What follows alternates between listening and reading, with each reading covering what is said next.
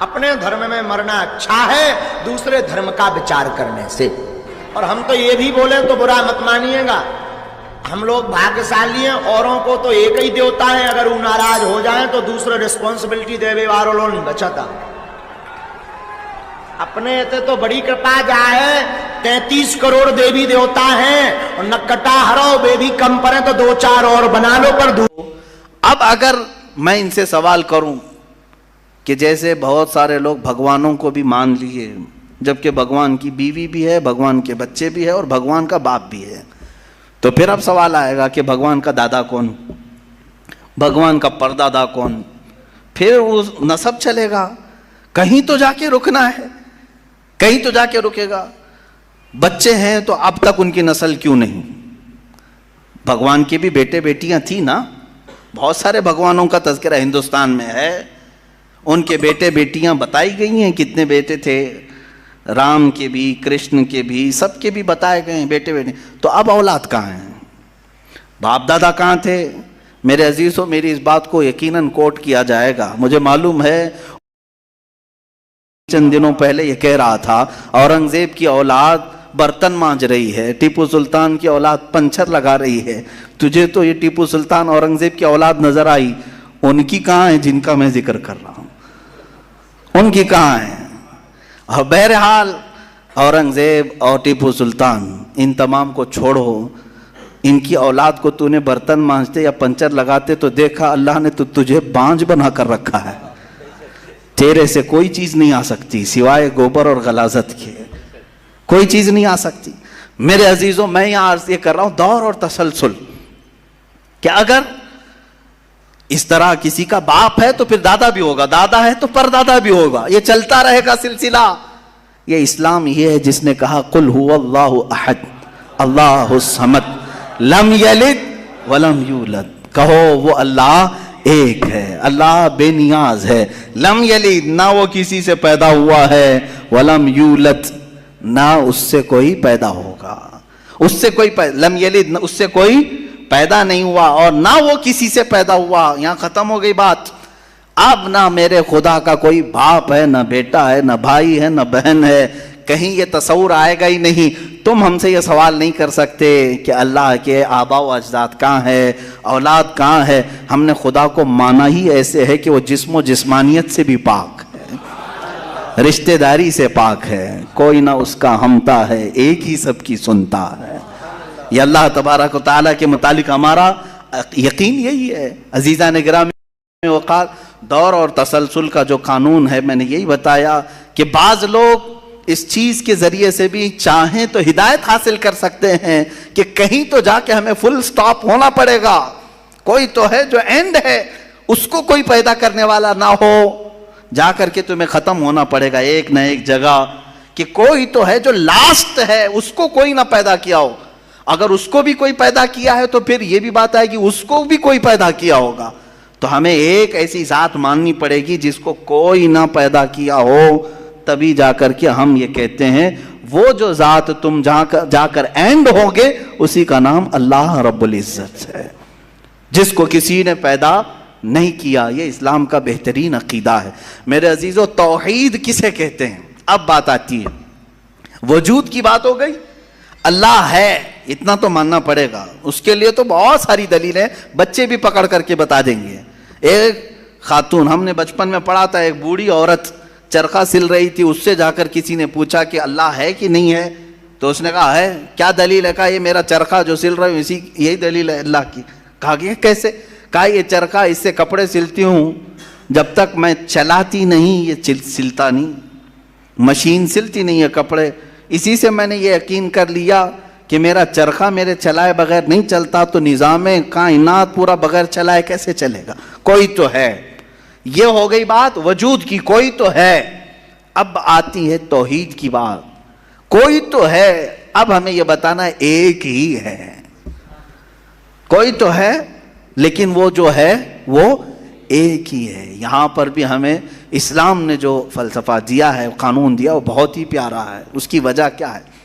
میرے عزیزو، چلو اب ہم توحید کی طرف آتے ہیں۔ توحید کہتے ہیں ایک ماننا، ایک ماننا، حقیقت میں دیکھا جائے تو دنیا کے اکثر مذاہب میں توحید کا شروع میں درس رہا.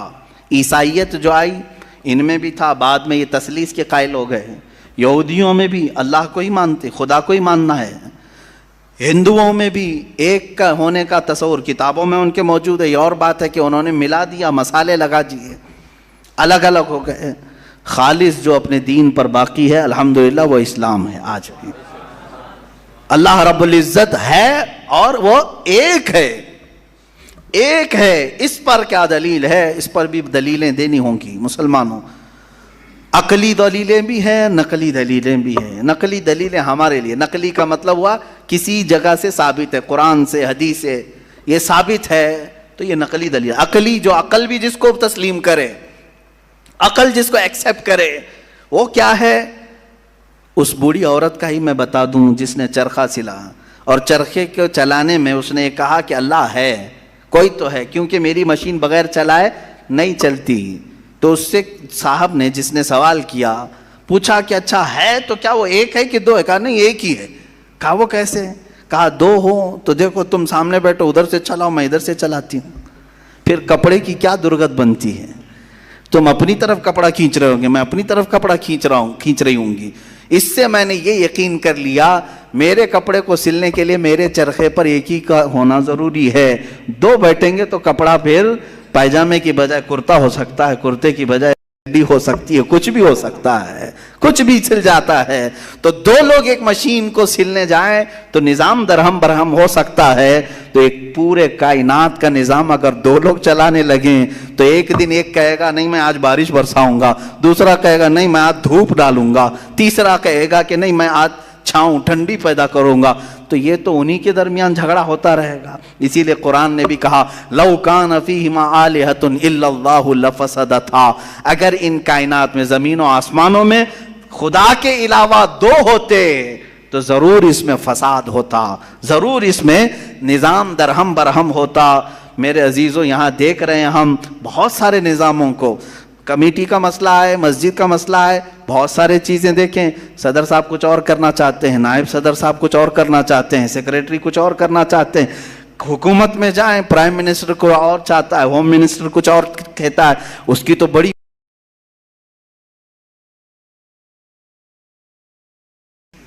پتہ ہی نہیں ہے. لیکن نظام ایک ملک کا چلا رہے ہیں، ایک ملک کا چلا رہے ہیں. فساد اسی لیے ہو رہا ہے، فساد اسی لیے ہوتا ہے اور ان کو پتہ بھی نہیں رہتا. وہ بھاشن میں کچھ اور بول کے آئے، یہ پارلیمنٹ میں کچھ اور بول کے آیا. یہ سب ہماری مثالیں جو میں آپ کو پیش کر رہا ہوں دیکھ کر کے سمجھنے کے لیے. ایک سے زیادہ جب ہوتے ہیں تو عقلوں کا ملنا ضروری نہیں، ہر ایک کی عقل الگ الگ چل سکتی ہے. اب آئیے کوئی کہہ سکتا ہے نہیں بھائی اتحاد سے بھی تو کام ہو سکتا ہے، یونٹی سے بھی تو کام ہوتا ہے، کچھ جگہ ہوتا ہے نا. کوئی اگر کہے کہ خدا ایک نہیں دو ہیں اور دونوں مل کے کام کرتے ہیں، دونوں مل کے کام کرتے ہیں، تو اب میں آپ کو کہتا ہوں ایک نمبر والا خدا وہ کہتا ہے آج بارش برساؤں گا. 2 نمبر والا اگر اتحاد کرتا ہے اور کہتا ہے کہ نہیں ہاں تو جو کرے گا وہی میں کرتا ہوں، تو یہاں پر قانون یہ تفسیر میں فرمائے گا دوسرا والا تو عاجز ہو گیا، وہ مختار نہیں ہے پھر فیصلہ لینے میں. اور عاجز جو ہوتا ہے وہ خدا نہیں ہوتا. خدا وہی ہوتا ہے جو مالک و مختار ہے، جو خود فیصلے لے گا اور اس میں کسی کو شریک نہیں کرے گا. تو اگر دوسرا والا مان گیا اس کی تو وہ خدا عاجز ہو گیا، اس کی اپنی نہیں چلی. دوسرے دن دوسرا چلایا اور پہلے والا راضی ہو گیا تو پہلا عاجز ہو گیا. تو خدا عاجز نہیں ہو سکتا، یہ ہمارا عقیدہ ہے. خدا وہی ہے جو قادر مطلق ہے، قادر مطلق ہر چیز پر وہ خود فیصلے لیتا ہے، خود ہی اختیار رکھتا ہے. الحمدللہ اسلام کو اتنا پاک و صاف رکھا گیا ہے.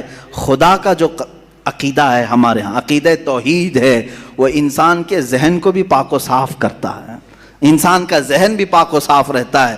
اگر عقیدہ توحید تمہارا ہٹ گیا، میرے عزیزو توجہ چاہتا ہوں، توحید عقیدہ سمجھ گئے، اللہ کو ایک ماننے کا عقیدہ اگر ہٹ گیا تو پھر انسان اتنا ذلیل ہوتا ہے کہ پھر وہ ہر چیز کو خدا ماننے لگ جاتا ہے، چاہے وہ چوہا ہو کہ بلی ہو کہ سانپ ہو کہ مچھر ہو، کسی کے بھی سامنے جھکنے لگ جاتا ہے. توحید کا عقیدہ اگر ذہن سے ہٹ گیا، اللہ کو ایک اور بڑا ماننے کا عقیدہ ہٹ گیا، تو ہم نے ان لوگوں کو بھی دیکھا ہے جو عورتوں کی شرمگاہوں کو بھی عبادت کرتے ہیں، بہت ساری غلاظتوں کو بھی پوجتے ہیں۔ میرے عزیزو، یہ کب آتی یہ چیز؟ جب عقیدہ توحید انسان سے ہٹ جاتا ہے تو وہ بہت ہی نیچے گر جاتا ہے۔ اللہ تعالیٰ نے ذہنوں کو پاک رکھنے کے لیے یہ ہمیں کتنا بہترین عقیدہ دیا ہے، اور وہ ایک ہے، اور الحمدللہ مسلمان اسے آج بھی ایک ہی مانتے ہیں۔ کئی چیزیں ہیں، میں یہ علم الہیات پر آج بات کرنا چاہتا تھا۔ پہلے وجود باری تعالیٰ، اور دوسرے اللہ کے ایک ہونے پر سب سے بڑی دلیل یہ ہے، ایک سے زیادہ ہوں گے تو نظام درہم برہم ہو سکتا ہے، اور اب تک نظام درہم برہم نہیں ہوا، اس کا مطلب ہے کہ ایک ہی چلا رہا ہے۔ سورج کو جس طرح سے اس نے سالوں سے چلایا ہے، چاند کو جس طرح چلایا ہے، موسموں کا آنا جانا، قرآن خود یہ کہتا ہے، میں نے آیت خطبے کے بعد یہی تلاوت کی، ان فی خلق السماوات والارض واختلاف اللیل والنہار، بے شک زمینوں کی پیدائش میں، آسمانوں کی پیدائش میں، اور رات و دن کے آنے جانے میں تمہارے لیے بہت بڑی نشانیاں ہیں، کہ ایک ہی ہے جو اس کو اپنی مرضی سے بنایا ہے۔ عزیزان گرام وقار، ہندوؤں میں بھی ایک ہونے کا عقیدہ تھا کہ ایک خدا ہے۔